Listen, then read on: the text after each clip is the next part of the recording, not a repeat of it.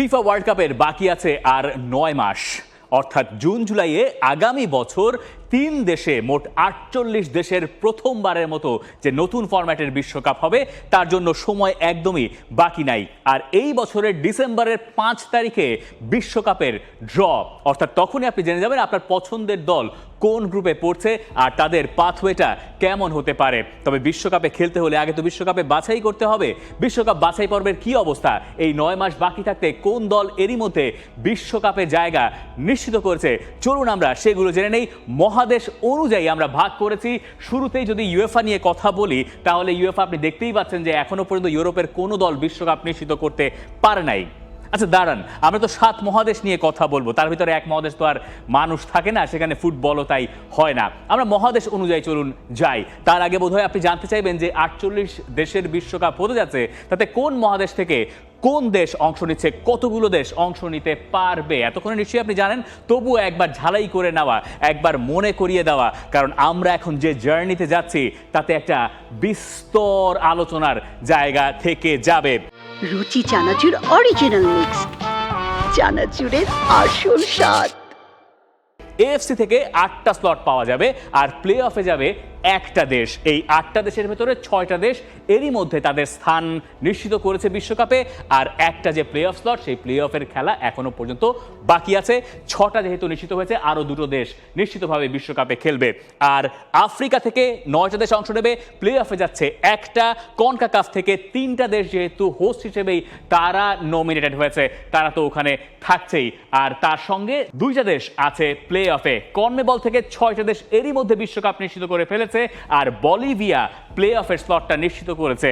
OFC অর্থাৎ Oceania থেকে নিউজিল্যান্ডের বিশ্বকাপ খেলা কনফার্ম হয়ে গেছে, সঙ্গে প্লে অফ নিশ্চিত হয়েছে একটা দেশের। ইউএফা থেকে ১৬টা মোট স্লট, সেখানে প্লে অফের ভেজাল নেই। আর সব মিলে ইন্টার কন্টিনেন্টাল প্লে অফ খেলে আরও ২টো দেশকে আপনি বিশ্বকাপে পাবেন। এই হচ্ছে ৪৮ দেশের ফিরিস্তি। এবার চলুন আমরা মহাদেশ অনুযায়ী যাই, যেমনটা কথা দিয়েছিলাম একেবারে শুরুতে। আমরা কোন মহাদেশ দিয়ে শুরু করব? বাংলাদেশের সবার প্রিয় বোধহয় লাতিন আমেরিকা দিয়ে শুরু করা যাক, তাই না? সাউথ আমেরিকা দিয়ে, যেখানে ৬টা দেশ এরই মধ্যে বিশ্বকাপ নিশ্চিত করে ফেলেছে। আর্জেন্টিনা সবার ওপরে থেকে বিশ্বকাপের বাছাই পর্ব শেষ করেছে। আর্জেন্টিনা, ইকুয়েডর, ব্রাজিল, ইউরুগুয়ে, কলম্বিয়া, পারাগুয়ে, এই ৬টা দেশের বিশ্বকাপ নিশ্চিত হয়েছে। এর ভেতরে আর্জেন্টিনা তো ডিফেন্ডিং চ্যাম্পিয়ন্স, ব্রাজিল নিশ্চয়ই ফেভারিট হয়ে যাবে আর্জেন্টিনার মতোই। উরুগুয়ে বিশ্বকাপে নিয়মিত থাকে, তারা এবারও আছে। পারাগুয়ে সেই ২০১০ সালে ওয়ার্ল্ড কাপের কোয়ার্টার ফাইনাল খেলার পরে, অর্থাৎ স্পেনের কাছে ওই হাড্ডাহাড্ডি ম্যাচে হেরে যাওয়ার পরে আর বিশ্বকাপে খেলার সুযোগই তাদের হয় নাই। সেই পারাগুয়ে এত বছর পর আবারও বিশ্বকাপে জায়গা নিশ্চিত করেছে। অন্যদিকে কলম্বিয়া অর্থাৎ হামেস রদ্রিগেজের কলম্বিয়া, তারাও বিশ্বকাপ খেলবে। মাঝে ২০২২ বিশ্বকাপে তাদের খেলা হয় নাই। আর এদের সঙ্গে বলিভিয়া, যাদের যে উচ্চতার একটা অ্যাডভান্টেজ আছে, সেই অ্যাডভান্টেজের সর্বোচ্চ ব্যবহার তারা করেছে এবং তারা সপ্তম হয়ে এই কোয়ালিফায়ারে শেষ করেছে বলে তারা প্লে অফ খেলছে। অর্থাৎ বিশ্বকাপে খেলার স্বপ্ন এখনো তরতাজা আছে বলিভিয়ার। এবার আসুন ব্রাজিল আর্জেন্টিনা নিয়ে দুটো কথা না বললেই তো নয়। এই আর্জেন্টিনা দিয়ে চলুন আমরা শুরু করি। এবারের বিশ্বকাপ বাছাই পর্বের টপ পজিশনটা, মানে গোল স্কোরারদের টপ পজিশনটা কার? ৩৮ বছর বয়সী লিওনেল মেসি। তিনি বিশ্বকাপ বাছাই পর্বে অনেকগুলো ম্যাচ খেলেন নাই, কিন্তু তারপরও তিনি ৮ গোল করে বাছাই পর্বের সবার ওপরে আছেন। আর লিওনেল স্কালোনির দল বিশ্বকাপে যখন যাচ্ছে শিরোপাটা ধরে রাখার স্বপ্ন নিয়ে। কিন্তু তার আগে আমরা এখনো পর্যন্ত জানি না যে লিওনেল মেসি খেলবেন কি খেলবেন না। মেসি আর্জেন্টিনায় তার অধ্যায়টা শেষ করেছেন, অর্থাৎ আর্জেন্টিনার মাটিতে তার আর ম্যাচ খেলা সম্ভবত হচ্ছে না। ২৬-এর বিশ্বকাপটাই ধরা হচ্ছে তার শেষ। যেহেতু তিনি ইন্টার মায়ামিতে খেলেন, ধারণা করা যেতেই পারে যে মেসি যদি ফিট থাকেন ওই বিশ্বকাপে মেসি খেলবেন। কিন্তু আর্জেন্টিনার জন্য বড় প্রশ্ন যেটা হবে যে মেসি আসলে রেগুলারলি খেলবেন কিনা আর্জেন্টিনার হয়ে বিশ্বকাপে, নাকি তিনি সাবস্টিটিউট হিসেবে নেমে আর্জেন্টিনার খেলায় ইম্প্যাক্ট রাখবেন। এই বিশ্বকাপের ৯ মাস আগে আর্জেন্টিনার সামনে অনেকগুলো প্রশ্নও আছে, যার সমাধান এখনও কেউ জানেন না। আর্জেন্টিনার ফুল ব্যাকের সমস্যা রয়েছে, আর্জেন্টিনার ডিফেন্স লাইনে কারা হবেন centre back, regular centre back, Cuti Romero, Otamendi, Lisandro Martinez fit হবেন কিনা, এই প্রশ্নগুলোর জবাব এখনও জানা নাই। আর মেসি যদি নিয়মিত নাও খেলেন, তাহলে মেসির জায়গাটায় অর্থাৎ নাম্বার 10-এর রোলটা আর্জেন্টিনায় কে নেবেন সেটাও আমরা এখনো জানি না। এসব প্রশ্নের জবাব খোঁজার জন্য লিওনেল স্কালোনি আরো মাস নয় সময় পাচ্ছেন। এবার চলুন ব্রাজিল এবার ওয়ার্ল্ড কাপ কোয়ালিফায়ারে একটা অদ্ভুত অবস্থায় পড়েছে। এটা দেখে হয়তো ব্রাজিল সমর্থকদের মনে আশার সঞ্চার হওয়ার কথা। এবার ব্রাজিল বিশ্বকাপ বাছাই পর্বে শেষ করছে পঞ্চম হয়ে, এবং 2002-এ সবশেষ ব্রাজিল যখন বিশ্বকাপ জিতল, এরপর থেকে 2006, 2010, 2014, 18, 22 এই বিশ্বকাপ বাছাই পর্বগুলোতে সব সময় ব্রাজিল প্রথম হয়ে শেষ করেছিল। ওই 2002 বিশ্বকাপ বাছাই পর্বে তারা তৃতীয় হয়েছিল, আর এবার তারা পঞ্চম হয়েছে। জানি না ভাগ্য তাদের পক্ষে আছে কিনা। আর এখানেও কার্লো আনচেলত্তি চাইলে লুই ফেলিপে স্কলারির সাথে একটা মিল খুঁজে পেতে পারেন, অদ্ভুত এক মিল। 2002 বিশ্বকাপ বাছাই পর্বে 18 ম্যাচ খেলে স্কলারির দল হেরেছিল সব মিলে 6টা ম্যাচে। 2026 সালে ব্রাজিলের বিশ্বকাপ বাছাই পর্বের সংখ্যাগুলো একই রকম, 18 ম্যাচে 6টা তাদের হার। এই অদ্ভুত সমীকরণ কোনো দেশকে বিশ্বকাপ জেতায় কিনা আমি জানি না, কিন্তু এগুলো দেখে ব্রাজিল সমর্থকেরা নিশ্চয়ই স্বপ্ন দেখা শুরু করবেন 2002-এর সঙ্গে 2026 বিশ্বকাপ বাছাইয়ে ব্রাজিলের অদ্ভুত এক মিল। যদিও কার্লো আনচেলত্তি পুরোটা সময় ছিলেন না বাছাই পর্বে, মাঝে তো ব্রাজিলের কোচ বারবার পরিবর্তন করতে হয়েছে। ব্রাজিলের সামনে অনেকগুলো প্রশ্ন আছে যার জবাব জানা নাই। নেইমার খেলবেন কি খেলবেন না, ব্রাজিল তাদের মিডফিল্ডে সেই সমীকরণ বা সমাধান খুঁজে পাবে কিনা, ব্রাজিলের সেন্টার ব্যাক অথবা ফুল ব্যাক সব কিছুই এখনো পর্যন্ত বেশ খানিকটা পলিশনেসের অভাবে হয়তো ভুগছে, যেটা নিয়ে কার্লো আনচেলত্তি কাজ করার সুযোগ পাচ্ছেন লিওনেল স্কালোনির মতোই 9 মাস। উরুগুয়ে হয়তো এখানে ফেভারিট হিসেবে থাকবে। চলুন, এত বেশি ওই অঞ্চল নিয়ে কথা বললে পরে আমাদের বাকিটা বাদ পড়ে যেতে পারে। নিজেদের মহাদেশে আসি, তাই না? বাংলাদেশ যেখানে অংশ নিয়েছিল সেখান থেকে 6টা দেশ বিশ্বকাপ বাছাই করেছে। উজবেকিস্তান প্রথমবারের মতো বিশ্বকাপ খেলবে, জর্ডান প্রথমবারের মতো বিশ্বকাপে অংশ নিচ্ছে, ইরান, জাপান, অস্ট্রেলিয়া, ইরান এবং সাউথ কোরিয়া যারা সাধারণত থাকে তারাই ওখানে আছে, কিন্তু এখনো 2টো স্লট বাকি রয়েছে। এগুলোর সমীকরণ কি করে আমরা মেলাবো? এই যে 6টা দলকে আপনি দেখতে পাচ্ছেন, গ্রুপ এ এবং গ্রুপ বি বাছাই পর্বের এই জায়গায় এসে আমরা ঠেকেছি। তৃতীয় রাউন্ড শেষে বাংলাদেশ খেলেছিল দ্বিতীয় রাউন্ড পর্যন্ত, তৃতীয় রাউন্ড থেকে ওই দলগুলো কনফার্ম করেছে বিশ্বকাপ, আর এই দলগুলোকে চতুর্থ রাউন্ড খেলতে হচ্ছে। গ্রুপ এতে আপনি দেখতে পাচ্ছেন কাতার, গতবারের ওয়ার্ল্ড কাপের হোস্ট, ইউএই এবং ওমান।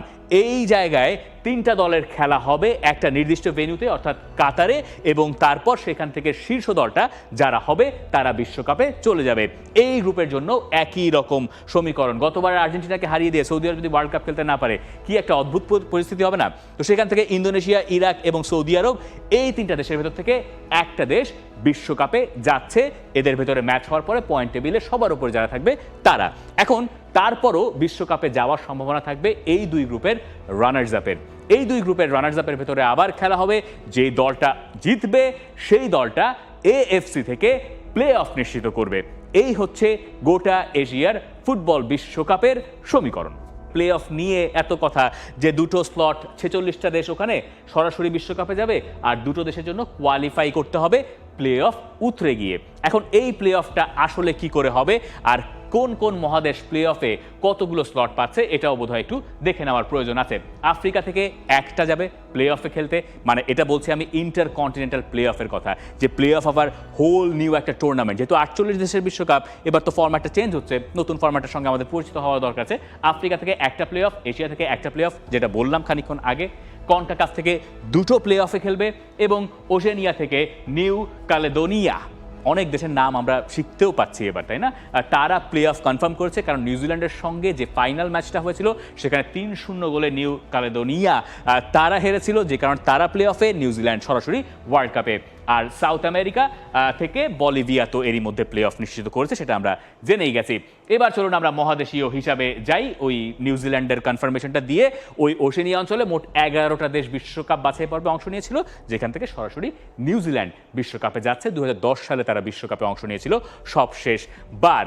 এবার আমাদের সামনে সবার পছন্দের বা সবচেয়ে বেশি আকর্ষণ থাকে যেই অঞ্চলটা নিয়ে, ইউএফা, তাদের মোট 16টা স্লট, এখনো পর্যন্ত কোনোটাই নিশ্চিত হয় নাই। তবে আমরা একটা একটা করে গ্রুপের অ্যানালিসিস বোধহয় করতেই পারি। গ্রুপ এতে সারপ্রাইজিংলি সবার ওপরের দেশটার নাম জার্মানি নয়, সবার ওপরে স্লোভাকিয়া, যারা এইবার জার্মানিকে হারিয়ে দিয়েছে এবং 2 ম্যাচ শেষে 6 পয়েন্ট তাদের।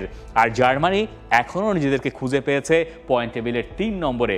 মনে করিয়ে দিই, স্লোভাকিয়ার সঙ্গে 2-0 গোলে হারের পর জার্মান কোচ ইউলিয়ান নাগলসমান একরকম রাগ করে বা অভিমানে বলেছেন যে আমার দলে এত ট্যালেন্টেড ফুটবলারের দরকার নাই, তারা যদি এরকম ডিফেন্ডই করতে না পারে, তারা যদি একটা দলবদ্ধ হয়ে খেলা উত্তেজিত নাই পারে, খেলতে নাই পারে, তাহলে এত ট্যালেন্টেড ফুটবলার দিয়ে আমি কি করব। এই রাগে বা ক্ষোভে তিনি খেলতে নামলেন নর্দার্ন আয়ারল্যান্ডের সঙ্গে, যেখানে শেষ পর্যন্ত ফ্লোরিয়ান ভেটসের ওই দুর্দান্ত ফ্রিকিক গোলটা জার্মানিকে 3 পয়েন্ট পাইয়ে দিয়েছে। জার্মানির অক্টোবর এবং নভেম্বরে যে ফিক্সচারগুলো আছে সেটা দেখে আপনি বিশ্বাস করতে পারেন যে জার্মানি বিশ্বকাপে সরাসরি অংশ নেবে, কিন্তু জার্মানির ফুটবলের যা অবস্থা সেটা দিয়ে আপনি খুব নিশ্চিতভাবে তাদের পক্ষে বোধহয় বাজি ধরতে এখনই পারছেন না। বিশেষ করে স্লোভাকিয়ার সঙ্গে পরের লেগটা তাদের জন্য খুবই ভাইটাল হতে যাচ্ছে। এই ছাড়া এখানে একটু বলে রাখি, যে দলটা গ্রুপ চ্যাম্পিয়ন হবে ইউরোপে, তারা সরাসরি বিশ্বকাপে অংশ নেবে। আর যে দলটা দ্বিতীয় হয়ে শেষ করবে তাদেরকে অংশ নিতে হবে ইউরোপের প্লে অফে। ইন্টারকন্টিনেন্টাল প্লে অফ আলাদা জিনিস, আর ইউরোপের প্লে অফ আলাদা জিনিস, আলাদা বস্তু। সেই হিসাবে আসছি। তবে গ্রুপ বিটা একটু দেখে নেই। গ্রুপ বিতে সবার উপরে সুইজারল্যান্ড, পরে আছে কসোভো, সুইডেন, স্লোভেনিয়া, যে জায়গায় সুইজারল্যান্ড ওয়ার্ল্ড কাপে আরও একবার খেলার দৌড়ে বেশ এগিয়েই আছে। আর সুইডেন এবার কসোভোর কাছে ঐতিহাসিক এক হারে পয়েন্ট টেবিলে এখনও পর্যন্ত 2 ম্যাচ শেষে 1 পয়েন্ট নিয়ে 3 নম্বরে নিজেদেরকে খুঁজে পেয়েছে। সুইডেনের স্ট্রাইকার কারা? ইসাক এবং ইয়োকেরেশ। স্লোভেনিয়ার ম্যানচেস্টার ইউনাইটেড যাকে অনেক টাকা দিয়ে কিনে নিয়ে গেছে, তাদের স্ট্রাইকার নেইম হিম। কসোভো, তাদের মুরিকি, তিনি গোল করে সুইডেনকে হারিয়েছেন। আর সুইজারল্যান্ড তো সেই শাকিরি সুইজারল্যান্ড এখনও আছে। দেখা যাক শেষ পর্যন্ত এই গ্রুপে কোন দলটা বিশ্বকাপে যায় আর কোন দলটা রানার্স আপ হয়। আমার ধারণা হচ্ছে কসোভো শেষ পর্যন্ত এখানে থাকতে পারবে না, সুইডেন শেষ পর্যন্ত ওখানে হয়তো এগিয়ে যাবে। সুইডেনের একটা নতুন জেনারেশন চলছে ফুটবলে। গ্রুপ সিতে সবার উপরে আছে ডেনমার্ক, স্কটল্যান্ড, এরপরে গ্রিস এবং বেলারুশ। দেখা যাচ্ছে যে গ্রিস এবং স্কটল্যান্ড এবং ডেনমার্ক, এই 3 দলের ভেতরে লড়াই এরই ভেতরে জমে উঠেছে। ডেনমার্কও একটা জেনারেশনাল চেঞ্জ দিয়ে যাচ্ছে, স্কটল্যান্ড বিশ্বকাপে খেলতে চাইবে, গ্রিসের অবস্থাও প্রায় একই রকম। আর গ্রুপ ডিতে সবার ওপরে ফ্রান্স পরের মাসেই বিশ্বকাপ নিশ্চিত করে ফেলতে পারে। 2টো ম্যাচ তারা খেলেছে, যদিও খুব ইমপ্রেসিভ পারফরমেন্স তাদের ছিল। গ্রুপ ইতে সবার ওপরে স্পেন। এই স্পেনকে হারাবে কে? স্পেনের তো বিশ্বকাপ খেলা প্রায় নিশ্চিত হয়েই গেছে। জর্জিয়া আছে 2 নম্বরে, এরপরে তুরস্ক, এরপরে বুলগেরিয়া। যেখানে এই গ্রুপে আমার ধারণা আসল ফাইটটা হবে সেটা হচ্ছে জর্জিয়া নাকি তুরস্ক, কারা ওই সেকেন্ড স্পটটা বাগিয়ে নেবে। তুরস্ককে অনেকেই ফেভারিট ধরেছেন, কিন্তু স্পেনের কাছে ওই হারটা তাদের বড় ক্ষত হয়ে এসছে। পয়েন্ট টেবিলে তাদের 3টা পয়েন্ট অবশ্য আছে। তুরস্কর বিশ্বকাপ খেলতে পারা উচিত। তাদের যে ধরনের ফুটবলার আছে, ইয়েলদিজের কথা আপনি বলতে পারেন অবশ্যই আর্দেগুলারের কথা। তাদেরকে নিয়ে তুরস্কের বিশ্বকাপ না খেলতে পারাটা বা অন্ততপক্ষে প্লে অফ পর্যন্ত না যেতে পারাটা বিরাট বড় এক ধাক্কা হবে। একই কথা প্রযোজ্য জর্জিয়ার জন্য। জর্জিয়ার কাভারাৎসখেলিয়া, তিনি বিশ্বকাপে অংশ নিতেই চাইবেন ইউরোতে, গতবার ওই রকম একটা স্বপ্নের মতো পারফরমেন্সের পরে। গ্রুপ এফে পর্তুগাল সবার ওপরে, আর্মেনিয়া, হাঙ্গেরি, আয়ারল্যান্ড এর পরের দেশগুলো। পর্তুগাল 2 ম্যাচের 2টোতেই জিতেছে। ক্রিস্টিয়ানো রোনালদো এবার বিশ্বকাপ বাছাই পর্বে রেকর্ড করেছেন। তিনি এখন বিশ্বকাপ বাছাই পর্বের ইতিহাসের সর্বোচ্চ গোলদাতা, যদিও এখন তিনি গুয়াতেমালার রুইজের সঙ্গে সমান 39 গোল নিয়ে বিশ্বকাপ বাছাই পর্বে। পর্তুগালের আরও ম্যাচ বাকি রয়েছে এই অক্টোবর এবং নভেম্বর উইন্ডোতে, তখন হয়তো ওই রেকর্ডটা এককভাবে নিজের করে নেবেন CR7। আর এখান থেকে পর্তুগালকে নিয়ে শঙ্কায় পড়ার মতো কোনো কারণ আসলে সেই অর্থে নাই। গ্রুপ জিতে সবার উপরে নেদারল্যান্ডস, এবং এই গ্রুপটা আগের গ্রুপগুলো থেকে একটু আলাদা। দেখতেই পাচ্ছেন এখানে আসলে 5টা করে দেশ আছে। আগের গ্রুপগুলো এতক্ষণ পর্যন্ত যা আমরা দেখেছি ইউরোপে, সেগুলোতে 4টা করে দেশ ছিল। এখান থেকেও একই সমীকরণ, শীর্ষ দলটা চলে যাবে সরাসরি বিশ্বকাপে, দ্বিতীয় দলটা প্লে অফে। নেদারল্যান্ডসেরও রেকর্ড হয়েছে। নেদারল্যান্ডসের মেমফিস ডিপাই এখন তাদের ইতিহাসের সর্বোচ্চ গোলদাতা। চিন্তা করা যায় ফন বাস্তেন, ব্রুদ হুলিত অথবা রবিন ফন পার্সির দেশের সর্বোচ্চ গোলদাতা এখন মেমফিস ডিপাই। কিন্তু পোল্যান্ডের সঙ্গে অর্থাৎ রবার্ট লেভানডফস্কির দলের সঙ্গে হাড্ডাহাড্ডি লড়াই আপনি এক্সপেক্ট করতেই পারেন। এইটা অবশ্য প্রায় শেষ দিকে। এরপরে গ্রুপ এইচ, বসনিয়া হার্জেগোভিনা এই মুহূর্তে সবার উপরে আছে। অস্ট্রিয়া, রোমেনিয়া, সাইপ্রাস, সান মারিনো। যে গ্রুপগুলো আমরা এতক্ষণ দেখলাম সেই তুলনায় এই গ্রুপটা বোধহয় তুলনামূলক একটু সহজ পড়েছে, মানে আমাদের আকর্ষণের দিক থেকে। তবে বসনিয়ার লোককে জিজ্ঞেস করলে নিশ্চয়ই আপনি এই উত্তর পাবেন না। এডিন জেকোরা নিশ্চয়ই এই কথা আপনাকে বলবেন না। এডিন জেকো আবারও গোল করেছেন। যাই হোক, জেকো 14 বিশ্বকাপে ছিলেন, মনে করিয়ে দেই। বসনিয়ার জন্য আরেকটা ইতিহাস হবে, 14 পরে আবারও বিশ্বকাপ খেলতে পারা। এর আগে তারা একটা বিশ্বকাপেই খেলেছে। Norway, group I, very very interesting. সবার ওপরের দেশটার নাম নরওয়ে। এর্লিং হল্যান্ড তো আবারও গোল করেছেন, তাই না? 5টা গোল করলেন, 11-1 তাদের স্কোর লাইন সবশেষ যে ম্যাচটা তাদের হয়েছে। নরওয়ে সবার ওপরে আছে, বিশ্বকাপে যাওয়ার ক্ষেত্রেও তারা বেশ খানিকটা এগিয়ে আছে। আর ইতালি, যাদের আগের 2 বিশ্বকাপ খেলা হয় নাই, মানে এটা বিশ্বাসই করা যায় না, এটা বলাই যায় না। বলতে বলতে আমরা অভ্যস্ত হয়ে গেছি। মানে অনেক কিছু থাকে না যে বাস্তবতা মেনে নিতে হয়। ইতালি যদি টানা 3টা বিশ্বকাপ মিস করে, এই ঘটনাটা কেমন হবে? ইতালি আপাতত প্লে অফে থাকা সংখ্যাতেই আছে। ইসরায়েলকে না হারালে বেজ্জতি কাণ্ড হয়ে যেত ইতালির জন্য। ওই 9 গোলের থ্রিলার জিতে ইতালি নিজেদেরকে 2 নম্বরে রাখতে পেরেছে। কিন্তু ইতালির ভাগ্য আসলে লেখা হবে এই বাছাই পর্বের শেষ দিনে, যখন নভেম্বর মাসে তারা নরওয়ের বিপক্ষে ঘরের মাঠে খেলবে। আমার ধারণা ওই ম্যাচে গিয়ে এমন সমীকরণ দাঁড়াবে যেখানে গাত্তুসোর দলকে জিততেই হবে। গাত্তুসোর দলের কাছ থেকে আমরা কি পারফরমেন্স দেখলাম? তিনি শুরু করলেন ইতালির কোচ হিসেবে, 2টো ম্যাচে তার দল গোল করেছে অনেকগুলো। ফার্স্ট ম্যাচে 5টা, সেকেন্ড ম্যাচে 5টা। ইতালি সাধারণত এতগুলো গোল করে না। ইনফ্যাক্ট 9 গোলে ইতালি ম্যাচ জিতেছে, এমন ঘটনা 1920 সালের পর প্রথমবার ঘটেছে। এবার আপনি ইতিহাসের পাতা ঘাটান, মানে ওই আমলে কি ছিল আমি জানি না, আমার তো দেখার সৌভাগ্য হয় নাই। ইতালির অবস্থা এরকমই, চড়াই উচ্চাইয়ের ভেতর দিয়ে। ইতালি যদি বিশ্বকাপে অংশ নিতে পারে, তাহলে বোধহয় এতখানি চাপ তাদের উপরে আর থাকবে না। এই কোয়ালিফায়ার্স খেলতে আসলেই এই দেশটার যেন কি একটা দশা হয়। এখান থেকে নরওয়ে যদি সরাসরি উঠেও যায় বিশ্বকাপে, ইতালিকে খেলতে হবে প্লে অফে। আর প্লে অফ নিয়ে বলছি, প্লে অফের কাহিনীটা আসলে কি। তো এই নরওয়ে এবং ইতালি ধারণা করতে পারেন যে এদের ওপরেই আসল পরীক্ষাগুলো হবে বিশ্বকাপ বাছাই পর্বে। আর গ্রুপ জেতে বেলজিয়াম নাই 1 নম্বরে, সবার উপরে দলটার নাম নর্থ ম্যাসেডোনিয়া। তারা রয়েছে 11 পয়েন্ট নিয়ে সবার ওপরে, বেলজিয়াম 10 পয়েন্ট। ওয়েলস বেলজিয়াম ভালো একটা লড়াই আপনি এক্সপেক্ট করতে পারেন। এইখানে 3টা দেশেরই একটা বিরাট বড় ব্যাটল চলছে, এবং ওয়ার্ল্ড কাপ কোয়ালিফায়ার্সে যে বাকি ম্যাচগুলো আছে সেখান থেকে বোঝা যাবে বেলজিয়াম, কেভিন ডি ব্রয়নার বেলজিয়াম আরেকটা বিশ্বকাপে অংশ নিতে পারবে কি না। বেলজিয়ামের ক্যাপ্টেন্সি নিয়ে কাহিনী হচ্ছে, কেভিন ডি ব্রুয়নাকে ক্যাপ্টেন্সির আর্মব্যান্ডটাও দেওয়া হয় নাই। দলটার অবস্থা যথেষ্ট টালমাটাল। আচ্ছা, এই তো গেল গ্রুপ জে। এবার আসুন group K. England should go through. ইংল্যান্ডের পরের মাসেই বিশ্বকাপ বাছাই পর্ব কনফার্ম হয়ে যাওয়ার কথা। এই গ্রুপ নিয়ে আমরা খুব বেশি কথা না বাড়াই। সার্বিয়া আর আলবেনিয়ার ভিতরে বাকি লড়াইটা হয়তো হবে প্লে অফ স্পটের জন্য। গ্রুপ এলে ক্রোয়েশিয়া সবার ওপরে আছে, কিন্তু চেকিয়াও তাদের ঠিক পেছনে নিঃশ্বাস ফেলছে।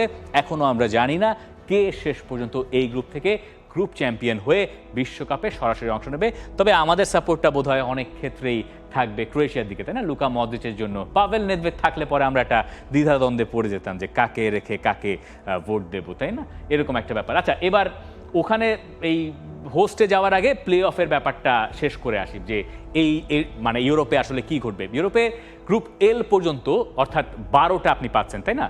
গ্রুপ এল, ABCDEFGHIJKL, মোট 12 গ্রুপের 12 চ্যাম্পিয়ন বিশ্বকাপে চলে গেল। 4টা স্লট বাকি থাকলো, তাই না? 16টা যেহেতু। এই যে 4টা স্লট, এটার জন্য মোট 16টা দেশ অংশ নেবে আরেকটা প্লে অফে, ইউরোপিয়ান যে প্লে অফ। 12 গ্রুপের 12 রানার্স আপ, সঙ্গে যে ইউএফা নেশনস লিগ আপনি দেখেছেন বা এতদিন হয়েছে, যেখানে পর্তুগাল চ্যাম্পিয়ন হয়েছে, সেখান থেকে আসবে আরও 4টা দল। এই মোট 16টা দেশকে 4টা আলাদা স্লটে ভাগ করা হবে, এবং প্রতি 4টা স্লট থেকে একটা করে উইনার। এই হচ্ছে ওই আগের বারও, আর পরের 4 ওই 4টা দেশ যাবে বিশ্বকাপে। বুঝতে পারছেন যে ইতালি আর জার্মানি যদি সরাসরি বিশ্বকাপে থ্রু করতে না পারে, তাদেরকে সিঙ্গেল লেগের সেমিফাইনাল, এরপরে ফাইনাল, অর্থাৎ 2টো ম্যাচ জিতে এরপরে বিশ্বকাপে অংশ নিতে হবে। এই কারণেই কেউ ইউরোপ থেকে অন্তত পক্ষে প্লে অফে যেতে চাইবে না। আর ইতালি তো আরও যেতে চাইবেই না। ইতালি প্লে অফে গেলেই বাদ পড়ে, এ যেন এক নিয়ম হয়ে দাঁড়িয়েছে। এবার চলুন আমরা বিশ্বকাপের হোস্ট যে মহাদেশ তাদেরকে নিয়ে কথা বলি। এখান থেকে মোট 6টা স্লট ছিল কনকাক্যাফ থেকে, সেখান থেকে 3টা দেশ যেহেতু হোস্ট, তারা বিশ্বকাপে অংশ নিচ্ছে, USA, কানাডা এবং মেক্সিকো। বাকি 3টা দেশকে নিয়েই আলোচনা। সেই আলোচনার ভেতরে তিনটা গ্রুপকে আপনি দেখে নিতে পারেন পয়েন্ট টেবিল সহ। গ্রুপ এতে সবার উপরে সুরিনাম, এরপরে এল সালভাদোর, পরের গ্রুপে জ্যামাইকা কুরাচাও, ওখানেও একটা লড়াই জমেছে। ত্রিনিদাদ অ্যান্ড টোব্যাগো সম্ভবত পারছে না, কারণ যেহেতু তারা বিশ্বকাপে সবশেষ 2006 সালে খেলেছে, দেখা যাক ব্রায়ান লারার দেশ আরেকটা বিশ্বকাপে খেলতে পারে কিনা। গ্রুপ সিতে হন্ডুরাস, আমাদের সবার পছন্দের হন্ডুরাস সবার ওপরে এই মুহূর্তে আছে। কোস্টারিকা আছে 2 নম্বরে। এটি কনকাকাফ অঞ্চলের থার্ড রাউন্ডের আগে কয়েকটা রাউন্ড হয়ে এসছে এবং তারপরে আমরা এই পেয়েছি। এই 3 গ্রুপের 3 চ্যাম্পিয়ন সরাসরি বিশ্বকাপে চলে যাবে, আর প্লে অফের জন্য 2টো স্লট খালি থাকবে। রানার্স আপ হিসেবে আপনি 3টা দল পাবেন 3 গ্রুপ থেকে, তার ভেতরে সেরা 2 রানার্স আপ প্লে অফে যাবে। ওই যেই play of, intercontinental play of, সেখানে যাবে। এই মহাদেশ নিয়ে আর বেশি আলোচনা নাই বা করি, তাই না? বড় হয়ে যাচ্ছে এমনিতেই। আমরা আফ্রিকায় চলে যাই। আফ্রিকা থেকে এরই মধ্যে মরক্কো এবং তিউনিশিয়া বিশ্বকাপ নিশ্চিত করেছে। আরও 7টা স্লট বাকি আছে। মোট 9টা গ্রুপে কোয়ালিফায়ার্স হচ্ছে আফ্রিকাতে। 9 গ্রুপের 9 চ্যাম্পিয়ন চলে যাবে বিশ্বকাপে। 9টা রানার্স আপ থাকবে। ওই রানার্স আপদের ভেতরে শীর্ষ 4টা রানার্স আপকে নিয়ে অনেক কাহিনী হবে। সেই কাহিনী থেকে আপনি পরে গিয়ে প্লে অফে 2টো দলকে পাঠাবেন, মানে এইরকম হচ্ছে তাদের ওখানকার হিসাব নিকাশ। তো এখানে আমরা একটা একটা করে গ্রুপ নিয়ে আলোচনা করতে পারি। একটু হিজিবিজি মনে হতে পারে, তবে সঙ্গে থাকুন, আশা করি আমিও বুঝতে পারবো, আপনারাও বুঝতে পারবেন। গ্রুপ এতে সবার ওপরে আছে মোহামেদ সালার ইজিপ্ট, যারা বিশ্বকাপটা আগের রাতে নিশ্চিত করে ফেলতেই পারতো, কিন্তু বুর্কিনা ফাসোর সঙ্গে গোল শূন্য ড্র করে মোহামেদ সালার বিশ্বকাপ এখনো নিশ্চিত হয় নাই। তবে জিবুতি আর গিনি বিসাওয়ের সঙ্গে আগামী মাসের ম্যাচগুলোর ভেতরে যদি 2 ম্যাচ থেকে তারা 2টা পয়েন্ট পায়, তবুও সালার দলের বিশ্বকাপ নিশ্চিত হয়ে যাবে। ইজিপ্টকে আপনি সেফ হিসেবে ধরতে পারেন। আর গ্রুপ বিতে সেনেগালের উপরে নিশ্চয়ই অনেকের নজর থাকবে। সেই সেনেগাল বিশ্বকাপ থেকে প্রায় বাদই পড়ে যাচ্ছিল আগের রাতে। 2-0 গোলে তারা ডিআর কঙ্গোর বিপক্ষে পিছিয়ে পড়লো। এরপরে ডিআর কঙ্গোর সঙ্গে 3 গোল দিয়ে ওই ম্যাচ জিতে তারা গ্রুপের শীর্ষস্থানে আবার চলে এসছে। তবে এখনো সেনেগালের বিশ্বকাপ নিশ্চিত নয়। শেষ ম্যাচে সাউথ সুদান অথবা মৌরিতানিয়ার বিপক্ষে তাদের আসলে কাঙ্ক্ষিত ফলটা পেতে হবে, নইলে কঙ্গো ওই জায়গায় অনেকটুকু এগিয়ে থাকতে পারে। গ্রুপ সিতে সবার ওপরে দেশটার নাম সাউথ আফ্রিকা। 17 পয়েন্ট নিয়ে তারা সবার ওপরে আছে। রোয়ান্ডা অথবা বেনিন বেশ পিছিয়ে, বেনিন স্পেশালি ধরেন ওখান থেকে আরও 4 পয়েন্টে পিছিয়ে। লেসোতো 6 পয়েন্ট, তারা তো বাদ। কিন্তু আপনি বলতে পারবেন না যে গ্রুপ সি থেকে কোন দেশটা বিশ্বকাপে অংশ নিচ্ছে, আপনি বলতে পারবেন না, কারণ এইখানেই হচ্ছে আফ্রিকার ফুটবলের মজার কাহিনী বা সৌন্দর্যও বলতে পারেন। এই যে সাউথ আফ্রিকা যারা এই মুহূর্তে সবার উপরে আছে, সেই সাউথ আফ্রিকা লেসোথোর বিপক্ষে মার্চ মাসে এমন এক ফুটবলারকে তাদের দলে খেলিয়ে ম্যাচ জিতেছে, যেই ফুটবলার সাউথ আফ্রিকার হয়ে খেলারই কথা নয়। এবং ফিফায় সেই নালিশ গেছে, সেই নালিশের ফল কি হবে বা শাস্তি কি হবে এটা আমরা জানি না। শাস্তি যদি এমন হয় যে সাউথ আফ্রিকা এই ম্যাচে যে জিতেছিল সেটা হেরে যাবে, অর্থাৎ 3-0 গোলের হার যদি তাদের পেনাল্টি দিতে হয়, তখন এই গ্রুপের গোটা সমীকরণটাই পাল্টে যাচ্ছে এবং সাউথ আফ্রিকা মহা বিপদেও পড়তে যাচ্ছে। নাইজেরিয়ার জন্য খুবই কপালমন্দ। নাইজেরিয়ার আরেকটা বিশ্বকাপ খেলতে হলে, মানে ভিক্টর ওজিমেনদেরকে সম্ভবত আমরা বিশ্বকাপে দেখব না, এইরকম একটা শঙ্কা এখন জেগেছে। গ্রুপ বিতে সবার ওপরে আপনি দেখছেন কেপ ভার্দে আইল্যান্ডকে, এরপরে ক্যামেরুন, লিবিয়া, অ্যাঙ্গোলা, মরিশাস, এই দেশগুলো রয়েছে। এবং খুব মজার কাণ্ড হবে যদি শেষ পর্যন্ত কেপ ভার্দে, এই ছোট্ট দেশটা বিশ্বকাপে প্রথমবারের মতো অংশ নিতে পারে। স্বপ্ন তারা দেখছে, একেবারে তারা কাছাকাছিও আছে। 2টো ম্যাচ তাদের বাকি রয়েছে আগামী মাসে, সেই 2টো ম্যাচ থেকে একটা পয়েন্ট পেলেই তাদের নিশ্চিত হয়ে যাবে বিশ্বকাপ। কেপ ভার্দে আগের রাতে হারিয়েছে ক্যামেরুনকে। ক্যামেরুন মানে হচ্ছে আন্দ্রে ওনানার ক্যামেরুন। 1-0 গোলে তারা ম্যাচ জিতেছে এবং সবার ওপরে স্থানটুকু নিশ্চিত করেছে। বিশ্বকাপ খেলতে হলে আগামী মাসে যে 2 ম্যাচ, সেই 2 ম্যাচের ভেতরে একটাতে জিতলেই হবে। এবং সম্ভবত এই দেশটা টার্গেট করবে এসওয়াতিনিকে, যাদের বিপক্ষে তারা একদমই ওই গ্রুপের তলায় আছে। তাদের বিপক্ষে জিততে পারলেই তাদের বিশ্বকাপ নিশ্চিত হয়ে যাবে। আর এরপরের গ্রুপটা অর্থাৎ গ্রুপ ই, মরক্কো সবার ওপরে থেকে বিশ্বকাপ নিশ্চিত করে ফেলেছে। এই গ্রুপে মূলত আসলে সেকেন্ড পজিশন নিয়ে খেলাটা হচ্ছে। মরক্কো গতবারের বিশ্বকাপে সেমিফাইনাল পর্যন্ত খেলেছে। ওই দেশ মহাদেশটার অর্থাৎ আফ্রিকার সেরা দেশ হিসেবেও আপনি তাদেরকে ধরতে পারেন, যদি তারা আফ্রিকার চ্যাম্পিয়ন নয়। আফ্রিকান কাপ অফ নেশনস এই বছরের শেষ দিকে আবারও আছে। দেখা যাক মরক্কো বিশ্বকাপে গতবার যে ধারাবাহিকতা দেখিয়েছে সেটাই এবার টেনে আনতে পারে কি না।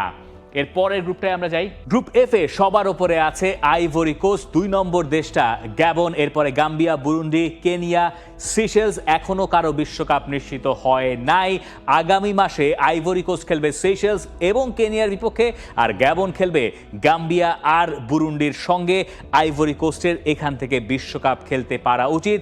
আফ্রিকান কাপ অফ নেশনসের কারেন্ট চ্যাম্পিয়নও এখন আইভরি কোস্ট। গ্রুপ জিতে গেলে গিনির সঙ্গে 1-1 গোলে আলজেরিয়া ড্র করে এই গ্রুপের পুরো সমীকরণটাই পাল্টে দিয়েছে। তবে আলজেরিয়া বিশ্বকাপে হয়তো অংশ নিচ্ছে, কারণ ওই আগামী মাসে সোমালিয়ার সঙ্গে তাদের ম্যাচ আছে। ওই ম্যাচে জিততে পারলে আমরা আলজেরিয়াকে আরও একবার বিশ্বকাপে দেখতে পাবো। 2014 সালের আলজেরিয়ার কথা অনেকের মনে থাকার কথা, জার্মানিকে তারা প্রায় হারিয়েই দিয়েছিল। সেই আলজেরিয়াকে আরও একবার হয়তো বিশ্বকাপে দেখা যেতে পারে। গ্রুপ এইচ থেকে এরই মধ্যে বিশ্বকাপ নিশ্চিত হয়ে গেছে তিউনিশিয়ার। আরও একবার বিশ্বকাপে দেখা যাবে তাদের। 2022 বিশ্বকাপেও এই দেশটা অংশ নিয়েছিল। 2 নম্বরে আছে নামিবিয়া। আর শেষ গ্রুপটা অর্থাৎ গ্রুপ আই, সেখানে সবার উপরের দলটার নাম ঘানা, যদিও 2 নম্বরে আছে মাদাগাস্কার। এবং এখনো পর্যন্ত এই গ্রুপটার যা সমীকরণ সেটা যথেষ্ট টাইট, এবং ঘানা যদি বিশ্বকাপে খেলতে চায় তাহলে তাদের আগামী মাসে গিয়ে সেন্ট্রাল আফ্রিকার সঙ্গে জিততে হবে। আর মাদাগাস্কার যদি কমোরসের সঙ্গে ড্র করে অথবা হারে, তাহলেই প্রথম ম্যাচ জিতেই তাদের কনফার্ম হয়ে যাবে আরও একটা বিশ্বকাপ খেলা। গোটা বিশ্বকাপের সমীকরণ মোটামুটি আমরা এখানেই ছেড়ে দিচ্ছি, আফ্রিকা দিয়ে শেষ করছি। এই হচ্ছে 6 মহাদেশের এখনো পর্যন্ত, অর্থাৎ সেপ্টেম্বর পর্যন্ত অবস্থা। এর অনেক কিছুই অক্টোবরে পাল্টাবে, এর অনেক কিছু পাল্টাবে নভেম্বরে। ডিসেম্বরের ড্রতে আপনি বেশিরভাগ দেশ পেয়ে যাবেন যে কোন দেশগুলো বিশ্বকাপে অংশ নিচ্ছে। মার্চ মাসে ইউরোপের প্লে অফ বাকি থাকবে, ইন্টারকন্টিনেন্টাল প্লে অফ বাকি থাকবে, আর এরপরে জুন জুলাই তো বিশ্বকাপই আছে। আপনি আমাকে জানাতে পারেন যে ইউরোপ, আফ্রিকা, এই জায়গাগুলো যেখানে এখনো বিশ্বকাপ বাছাই পর্ব বাকি আছে, সেখান থেকে আপনি আসলে কাদেরকে দেখছেন 2026-এর বিশ্বকাপে। For more updates, subscribe to our YouTube channel and click on the bell icon. Follow us on Facebook and Instagram. Download T-Sports app to enjoy exciting games and highlights. Visit tsports.com.